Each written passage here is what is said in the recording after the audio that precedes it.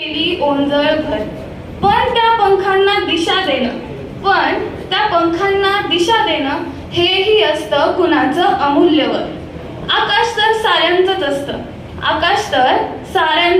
असतं, पण उंची प्रत्येकाला गाठता येत नाही. हात धरून चालवणारा असेल सोबत तर मात्र भरारी अपुरी राहत नाही.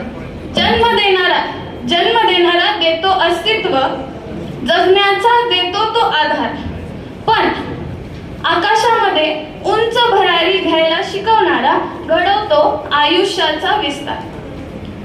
पुढं म्हणजे पंख असले तरी उडणं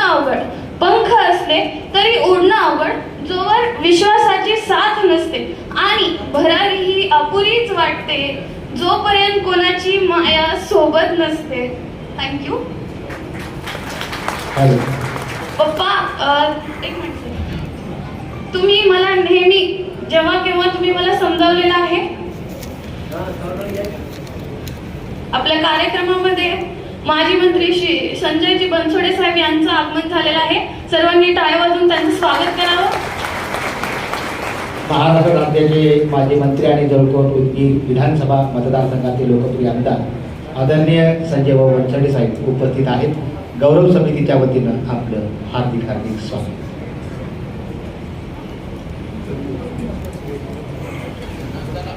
मी पुढे कंटिन्यू करते. पप्पा, या 2 वर्षात जेव्हा पण तुम्ही मला हे आधारस्तंभ आहात, मार्गदर्शन करणारी व्यक्ती आहात, असं म्हणूयात की घरातल्या प्रत्येक व्यक्तीसाठी तुम्ही एक मोठे आयडियल आहात.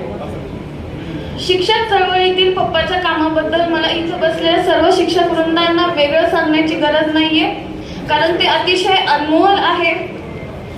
आपणा सर्वांना माहिती आहे की त्यांनी स्वतः पुरतं मर्यादित न राहता नेहमी अनेक शिक्षकांचा विचार केलेला आहे.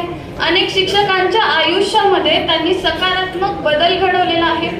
नेहमी मी पाहिलेलं आहे की ते न्याय मिळवून देण्यासाठी सर्वांना पाठपुरावा करतात. तसेच जर कोणाला गरज